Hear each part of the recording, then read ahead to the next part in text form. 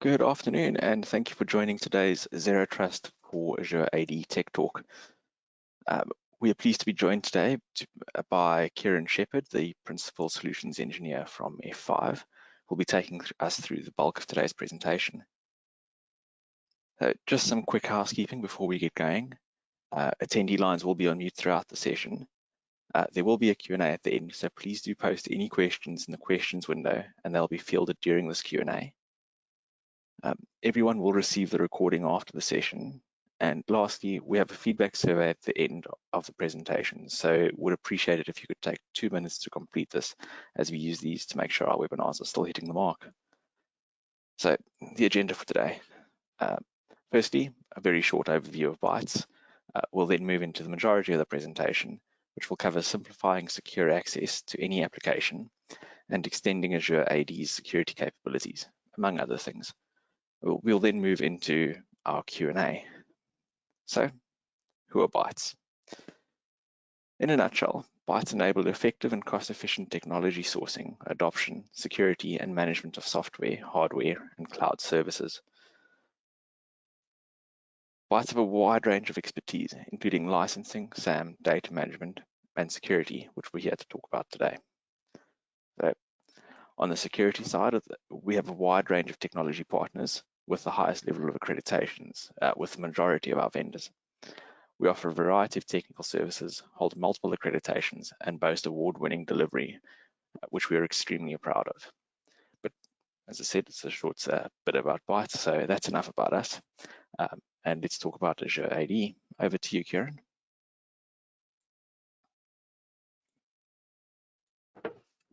Brilliant. Thank you very much. I'm just going to share my screen. Hopefully everyone can see that. We can, but we're not on your slides at this point. Fantastic. Let me just put that into presentation mode and we should be ready to go. There we go. Seamless, as always. So, yes, thank you for that. As I've said, my name is Kieran Shepherd. I'm also going to be joined shortly by my colleague, Matthew Derrick. I work at F5. I've been at F5 for 10 years now and sit in the security specialization team, and really just going to spend a short amount of time today talking about the integration we have with Azure AD and looking at that from an identity point of view, where we use identity as the control plane, and how that really kind of builds into a zero trust model.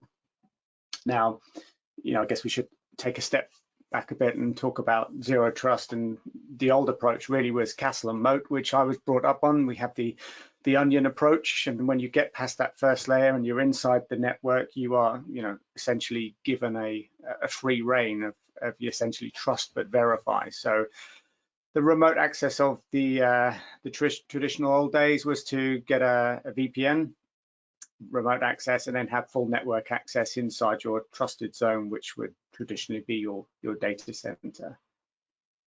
That approach, obviously, with today's applications living in multiple places, multiple clouds, it doesn't really work as seamlessly as it used to.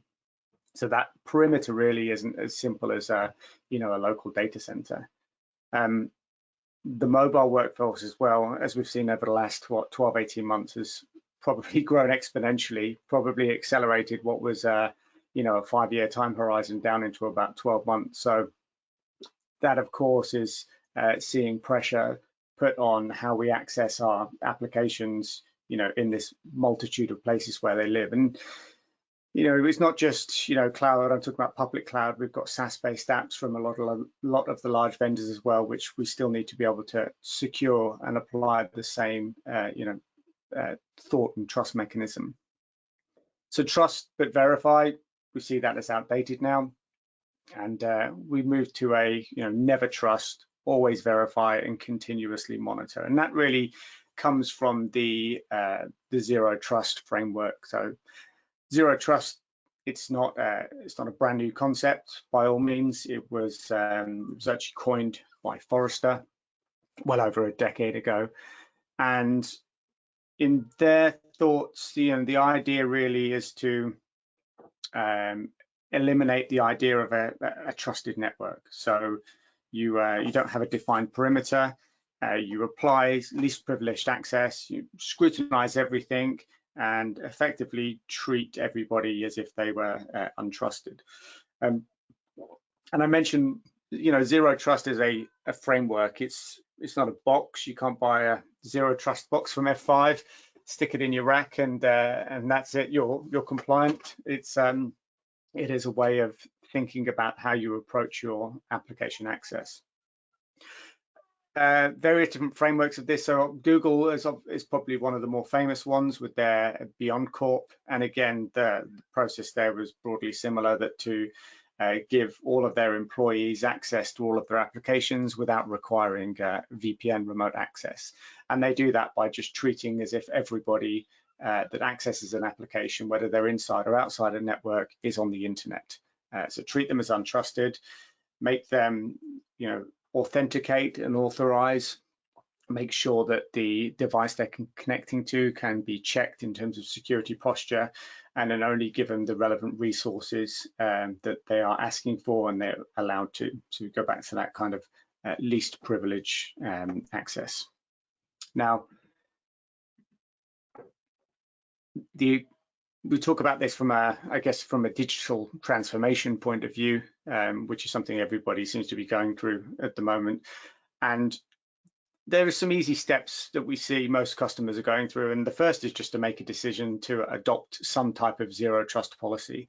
And as I say, remember, this is not a device, it's a framework. So every customer I talk to will have a different take on zero trust. They will have a different implementation, or a different way that they want to implement, or a different area of their application and network access. So there's definitely not a one size fits all approach, but what you really have to do is amass the tools necessary to give you the implementation that you require around a zero trust policy. That then really means you need to have an assessment. So you need to look at the applications that you have and that you access, whether they be on-prem, SaaS-based, cloud-based, and then do some planning around that. Now, the planning really is the point where you need to look at, how are you going to stitch all this together? And one of the cornerstones around zero trust is the identity store. So identity as a service is becoming a key area of this, because really it's the single source of truth. At least when we talk about authenticating and authorizing that from a user level, we all rely within our organizations on directory services like Active Directory. And obviously what we're talking about today, Microsoft Azure AD, is pretty much a de facto standard for anyone moving into their AD into the cloud. So having Azure AD as your identity store is really a cornerstone for this. And then the most tricky piece in all of this is to obviously try and execute. Now, within this, there's going to be some decisions about what you do with the applications. We've already mentioned around a number of applications still living locally. You may have to retire some applications, or look at converting them, migrate others to the cloud. And this is where you get that kind of lift and shift approach, or as some of my colleagues would say, lift, tinker and shift, or as I like to say, lift, hope and pray in a lot of cases, because the cloud is not built the way as your local network is, and even the networking is different within the cloud. So trying to just lift a local copy of the application and expect it to work along with all of the security mechanisms, is sometimes a little bit of lift, hope and pray. Now, I mentioned about a number of applications being, I wouldn't say left behind, but left on premises. That number is actually quite a lot. There are very few organizations that are 100% cloud, or even the reverse of this figure, where 80% of their applications are in the cloud and 20% on premises. The majority of enterprise customers are coming from an enterprise network state where they were built multiple data centers and are making that process. So over time, this obviously figure is going to sway the other way, but there is still a huge amount of applications that are on-prem. And if you want to leverage that cloud first and identity store, single identity store like Azure AD, we need something that's going to bridge that gap, you know, almost act as a shim in the middle.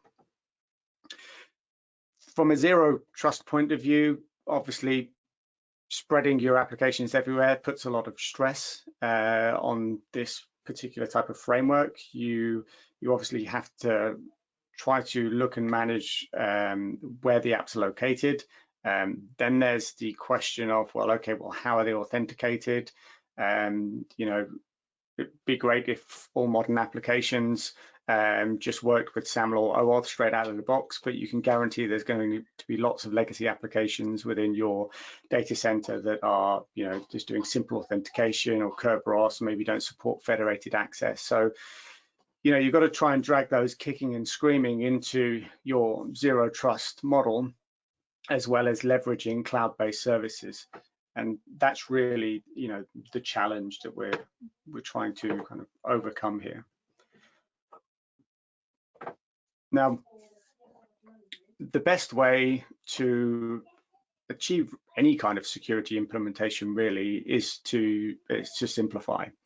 And I mean that from both aspects. So simplification from, you know, an operational installation, configuration, and administration point, because if you can make these things as easy as possible to implement, then your application teams, development teams, and security teams are going to onboard that process much easier.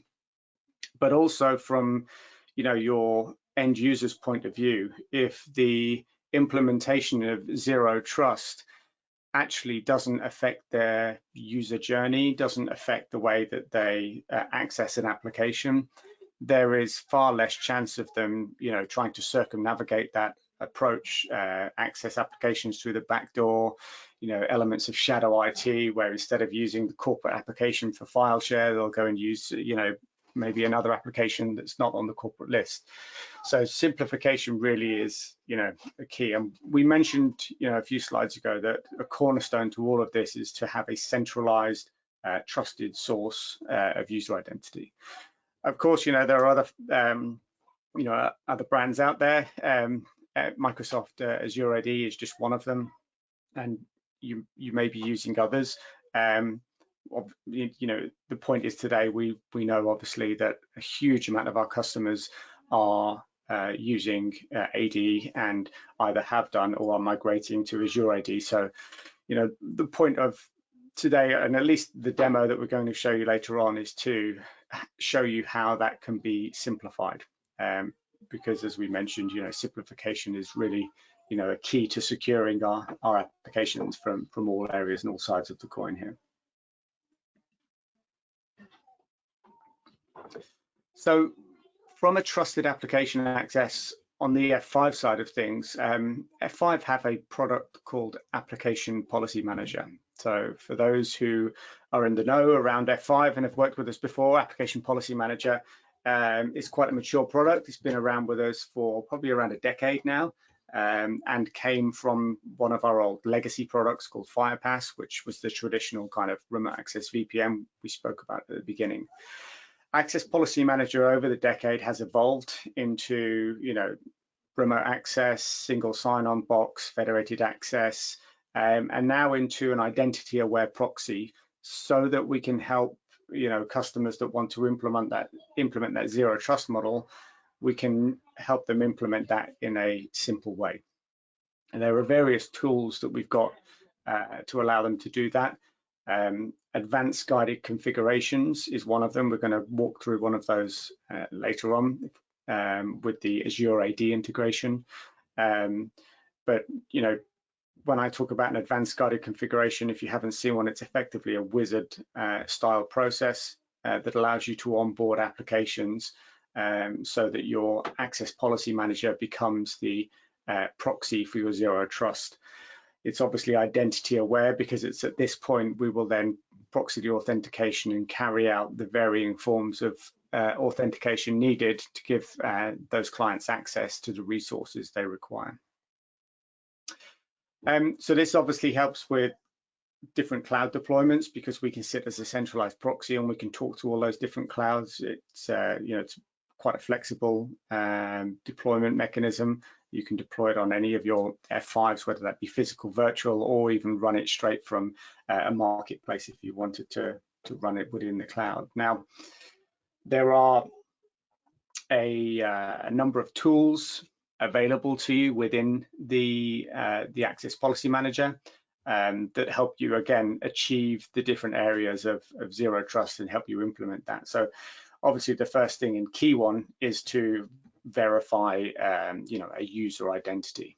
We need to be able to work out who that person is. And you can almost think of APM as an authentication proxy. We will quite happily talk, SAML and OAuth on the front end and present that as a modern, single sign-on technique to our clients. But we will convert that on the back end to, any authentication that the legacy app needs to talk to, because it doesn't support any of the, newer single sign-on methods. So if you've got some old apps and they're only able to talk form-based or Kerberos, we can talk those to the back-end apps, and we can take that authentication, utilize an identity store, verify the user, and allow them in using things like single sign-on. There's an element of continuous checks that we need to perform as part of a zero trust model. It's no good, again, if we think of the old VPN access method, is you access the VPN, we do some checks, and then we allow you in, and that's it, we don't check again. So the way we achieve a continuous checking procedure within APM is on what we call a per request model. So if you think about a per session request, you would open up a session with a backend application, and traditionally what we would have done is, done our security posture checks at that session level and then allow the session to go on. Whereas at a per request level, every single request that's made to that application can be checked for different posture. So that means that, if a client device decides to change something mid-session, we're going to pick that up on each request, and we'll be able to take, action against that. And that could be blocking the user, or even something as simple as things like step-up authentication, where they may navigate to different areas of the application, or the client's security posture may change in such a way that we don't want to completely negate access, but we want to allow them to, step up authentication so that it can, further access the applications.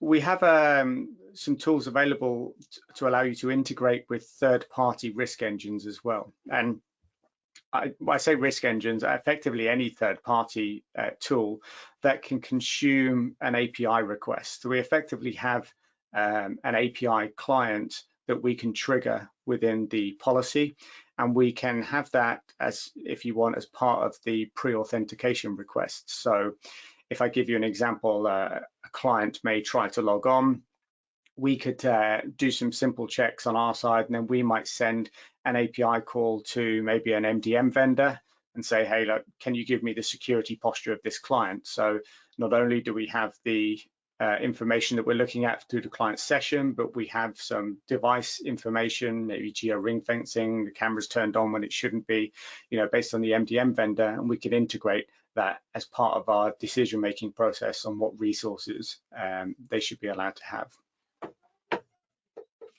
As you can see from the list there, there's a number of different mechanisms we can use, which obviously we won't go into all of them today.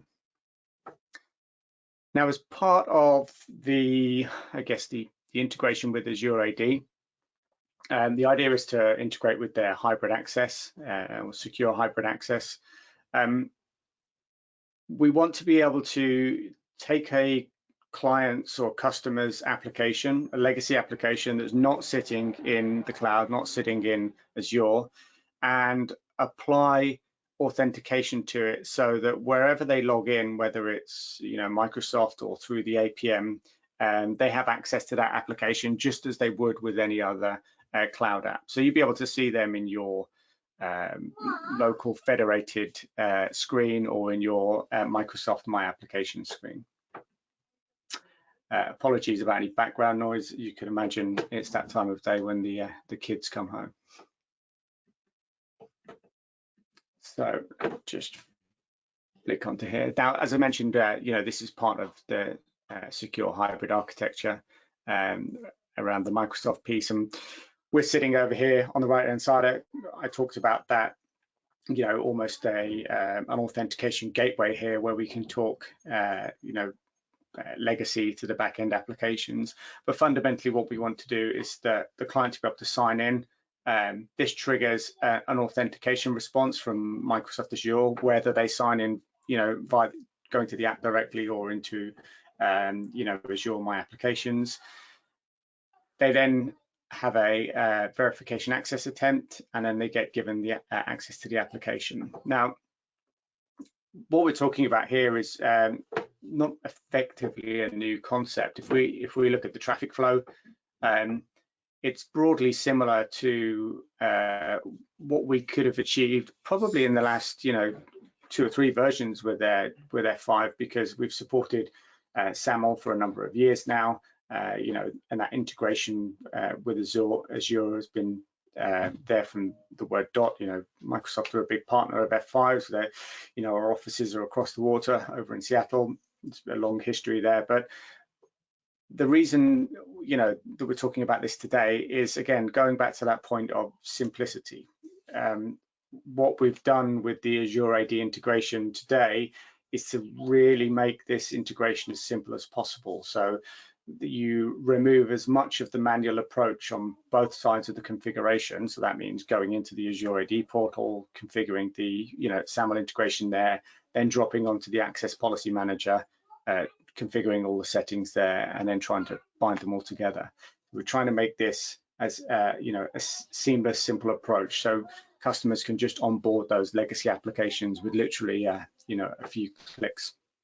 So we can see here, in this case, this is access through the APM portal. They get a SAML redirect over to Azure AD. There could be maybe conditional access policies there. They would authenticate. Now, obviously, that gets redirect. This is all seamless and transparent to the client. These redirects happening in the browser. And then the APM then would act as a service provider and forward them onto their legacy applications, which may be in their data center.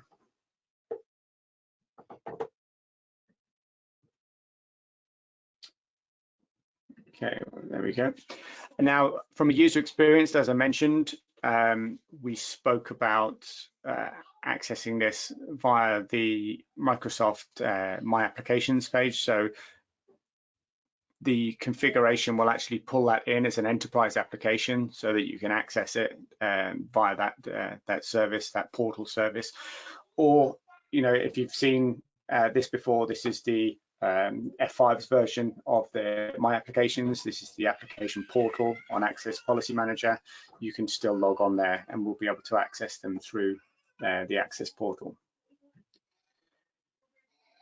Now, the way we do this, so the thing that's underlying the simplicity that's allowing us to do this is to access via Microsoft Graph. Now, if you have not heard of Microsoft Graph, it is effectively their new, latest and greatest API. So pretty much, if you want to do anything with Microsoft these days, you can do it through Microsoft Graph. And we're leveraging that approach to allow us to configure all of the service on the APM and push that information through the Microsoft Graph API up into Azure AD.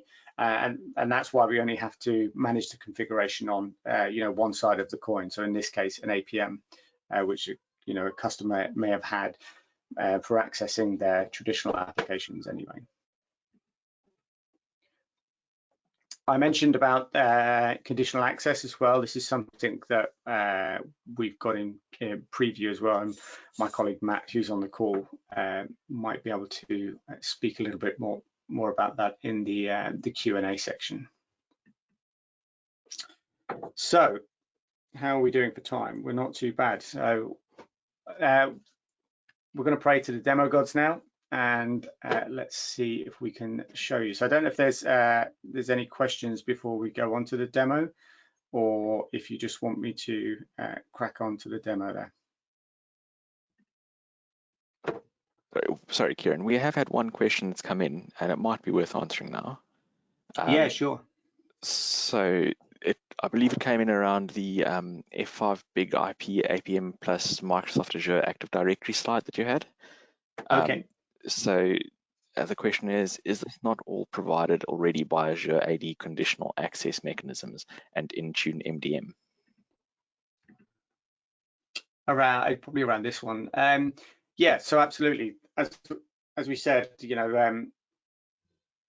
you could do this with Microsoft Azure. I guess the use case we're trying to cater for here is customers may have or may have not, existing F5s that are load balancing legacy applications in the data center, and those applications won't necessarily be able to perform the SAML single sign-on mechanisms to allow them to be integrated into Azure AD and then to all of the conditional access policies. So the APM sat in front of these applications is effectively, doing that SAML for them, and then can also carry out, posture checks as the client accesses through the APM. And obviously on top of that, what we're talking about today is really how can we do that in the most simplified fashion. So, and yes, you could do a lot of this and most of it through, Azure and Intune, but it's the bit about, well, what if Azure is talking to an application that's not going to support the federated access? How do you onboard that into the My Applications portal and apply all of those mechanisms that Azure offers? And that's really what we're trying to cater for here. I don't know if Matt wants to add anything to that. No, it's perfect, Kieran. Nothing to add. Brilliant. Yeah. So let us see if we can go to a working demo. And I'm just going to break out that and jump over to my F5. So let me just log in here. It seems to have logged me out, as would be typical for a demo. Okay, we're winning so far. For those who are familiar with F5, obviously this is the F5 dashboard, and we have the access menu on the left-hand side. Maybe again, just for the uninitiated and those who aren't familiar, because we kind of talked about, customers may have F5 already. You can think of the F5 really as a services platform, and depending on what you license, so these are the services, these modules that you can license on the F5. They do varying different things from, web application security, secure web gateways, SSL interception, DNS load balancing, fraud, etc. So you can see there's a number of things. So you can license them. So you can see I have a multitude of services licensed there, but actually I've only provisioned a couple of these. So in my case, local load balancing and APM. So this is why I was saying, a customer may just be a local traffic manager customer where they're load balancing internal apps. They want to onboard them into Microsoft.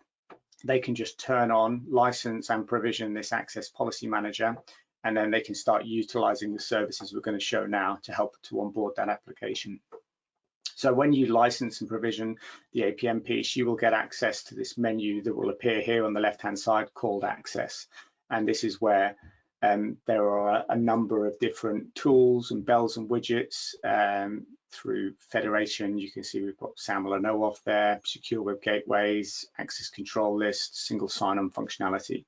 Now, rather than having customers have to, fiddle with all of those settings, we've wrapped them up into what we call a guided configuration. And again, there's different use cases that we allow for here. So, if you just wanted federated access as an example, and I click on that, you'll see it gives us a number of different federated access use cases, which you can go and configure. So you might want to configure, F5 as just a SAML service provider, or maybe an ID provider, or maybe an OAuth resource server or an authorization server.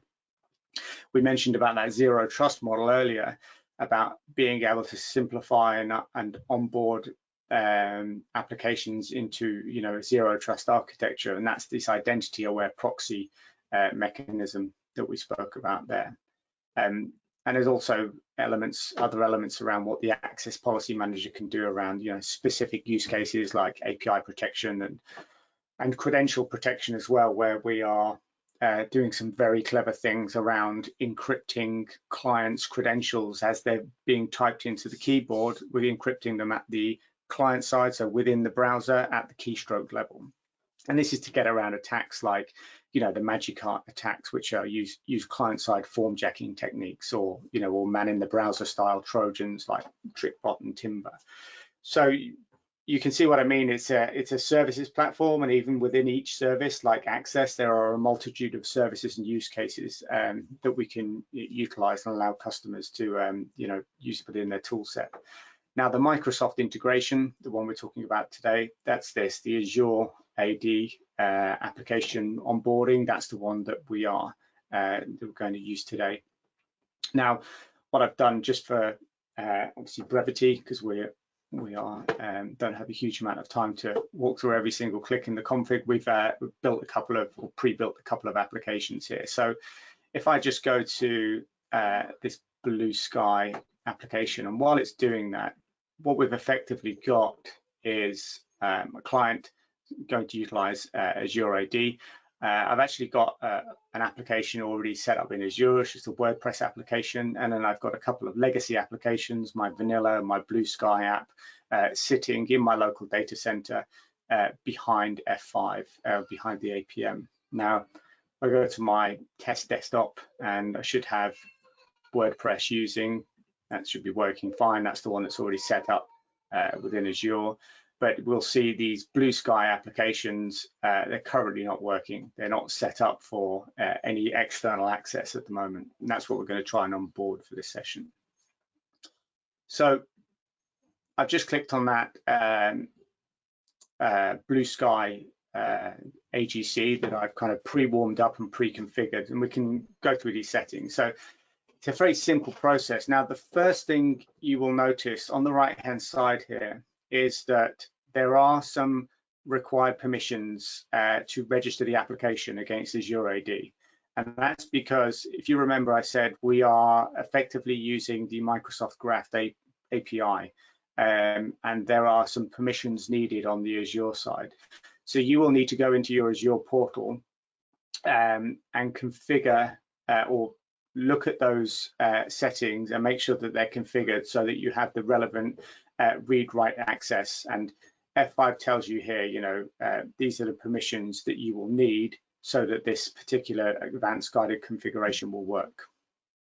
So outside of that, the API access, the rest of the configuration is done through here. So this one is, I've just given it an arbitrary name. This is the name that will be referenced in our enterprise applications. This is a simple one, the Blue Sky one, so I've left single sign-on off. We just apply our tenant and client ID. Now, if I go into the service provider settings, let's click on that, there we go. I've got my host, so this is the application I'm going to actually access. So that would be the one I'm trying to access there. And I've got my entity ID for the purposes of Azure.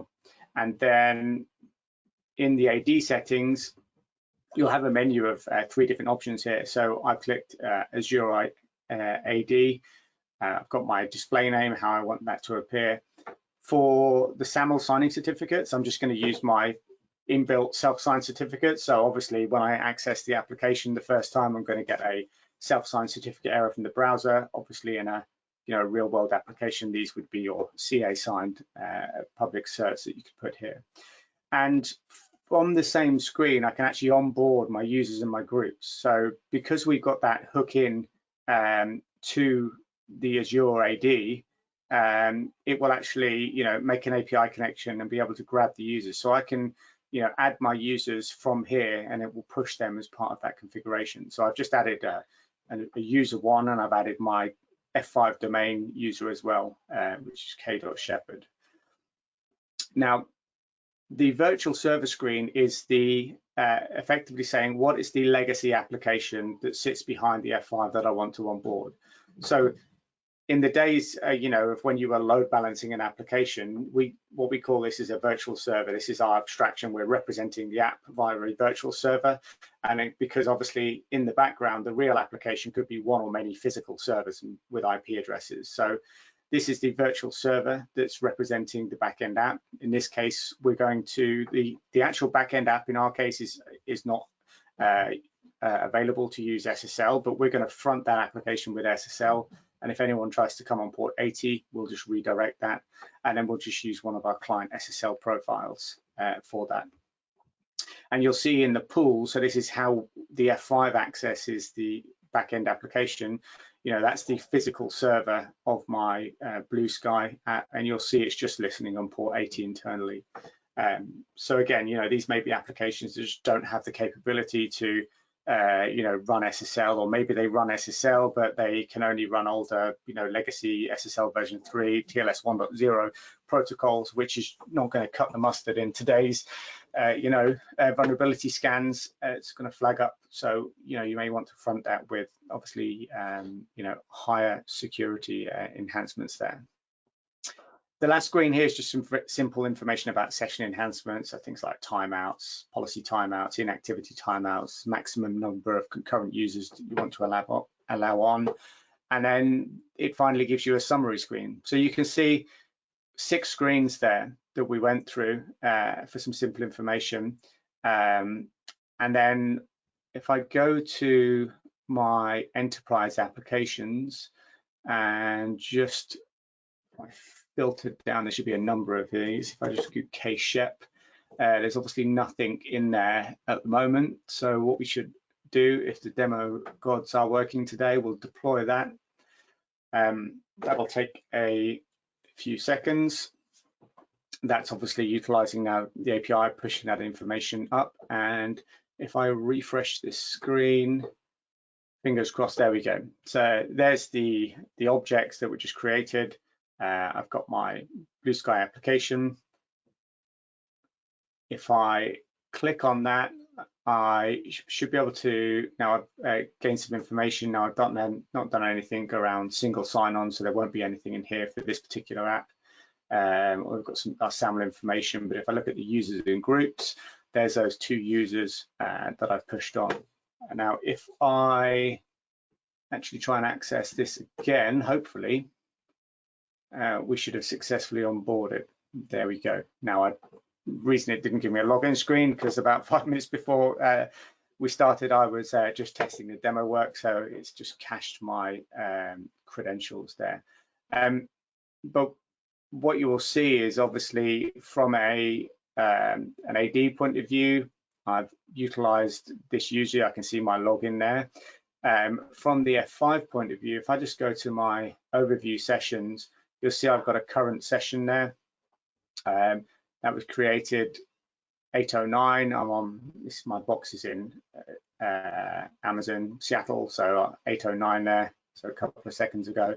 And if I click on that session ID, you can see all of the information that's been pulled back as part of that session process. So that's not the one I wanted to do. So look, view variables, and you can see down here all of the SAML information that was exchanged and utilized between the F5 and the Azure AD service. So there we have it. In, what was that? Probably less than 10 minutes. A very simple way to take existing applications that you were probably already load balancing as part of, internal services. Take a, simple guided configuration. Take some simple settings from Azure, add them as part of that integration, and drag those applications, not even kicking and screaming in this case, but quite seamlessly into Azure, so that you can use them as part of your single sign-on process, along with your more modern applications and your your SaaS-based services. Now, if you are on the call and anyone's interested in having a play around with this, we do have a lab that my esteemed colleague Matthew, who's on the call, did write and set up. He also has done a video and a demonstration of this, but if you actually want to get a bit of hands-on and have a play around with this, you know, through the combination of ourselves and Bytes, we can set up this as a simple, you know, couple of hour workshop, and we can walk you through the steps. And there's a few more, you know, steps within this lab about some onboarding, single sign-on and things like that. So that's something that you may be interested in. Brilliant. So that's me from presentation on my side. I don't know if I've got any other questions come through.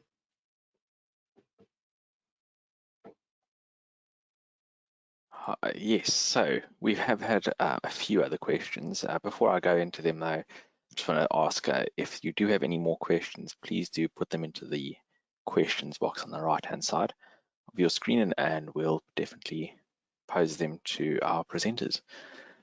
So the first question we have is, can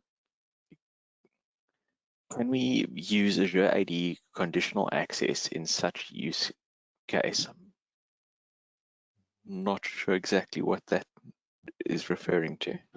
Yeah, I'm gonna refer that to Matthew, because I know, as we saw on one of my slides, it is you know, was something we're looking at preview. Matthew, is that in our latest 16.01 release now? Yeah, with the correct, with the 16.1 that is going to be released in few weeks. From the template that Karen showed you, there will be one more step where the NetOps, okay, the admin creating the application will be asked to specify the conditional access policy to apply for this application. So the APM is calling back from Azure AD and asking for the conditional access policies in the tenant. And then the administrator will be able to say, okay, for Blue Sky or for vanilla application, the conditional access is firewall enable, antivirus up to date. Okay, and of course, this information comes from the Intune. So today we can do it, but manually. So it means that the administrator has to connect back to Azure AD and edit the application created by the APM and just check the box, conditional access enable. In the next version, this will be done directly by the APM. Hope it answered the question. Thanks, Matt. And yeah, I'd probably say that that's a good point around the versioning, because obviously that's coming in 16.1 in a few weeks. The template, you know, the guided config we went through today, that has a requirement of version 16. You know, but if you have older versions, you know, and you're waiting to upgrade, or, you know, I was with a customer the other day where they just, for security reasons, their APM couldn't make an API call directly out to Azure at that moment for the POC because of, you know, all sorts of security restrictions. You can still do everything we achieved today, you know, manually. You know, going back to that slide we talked about, the whole idea of this AGC is we just want to make the onboarding as simple as you know, simple as possible. So, you know, simpler it is, the more you're going to use it. Click through 6 screens and it's done. But, you know, if you've got older versions, this isn't you know, impossible to do. That's great. So the next question we have is, can we integrate with any third-party MFA solution? Yeah, absolutely. So in fact, that's something we do internally at F5. We actually integrate using our push notification. So as part of the login process, that will ask us to send a push notification for authentication.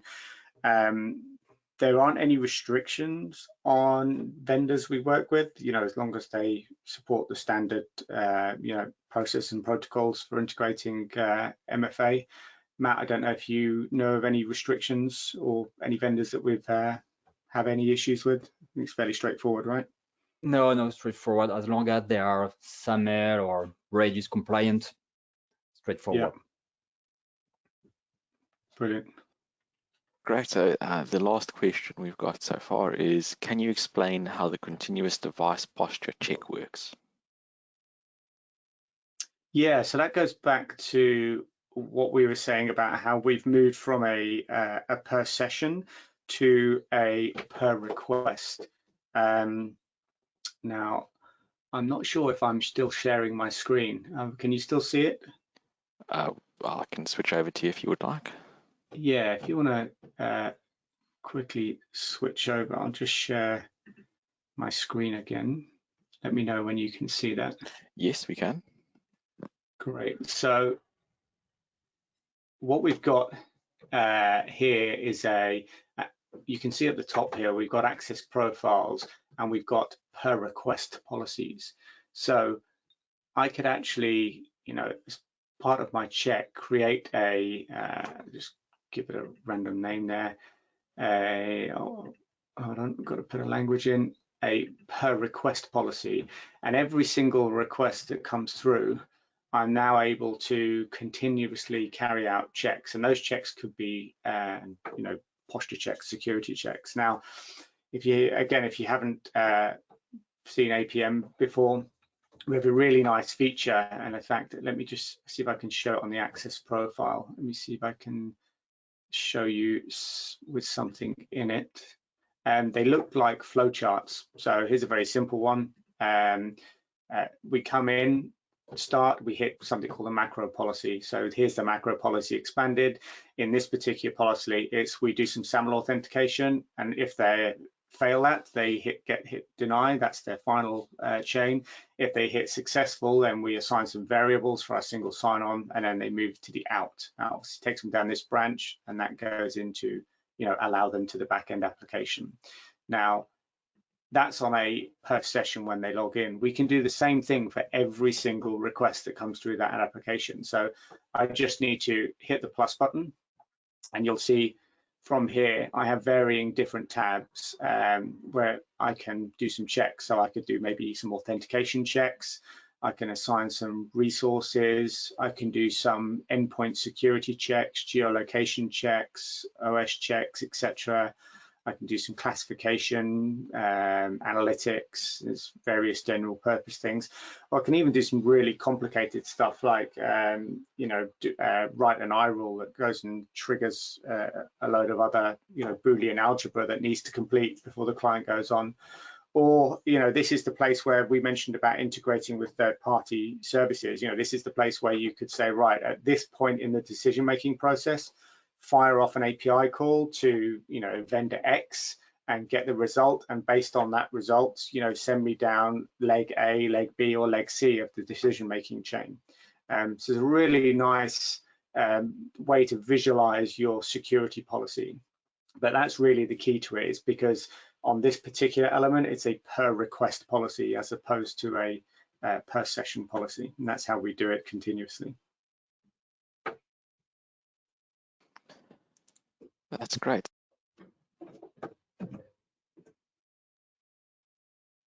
Fantastic.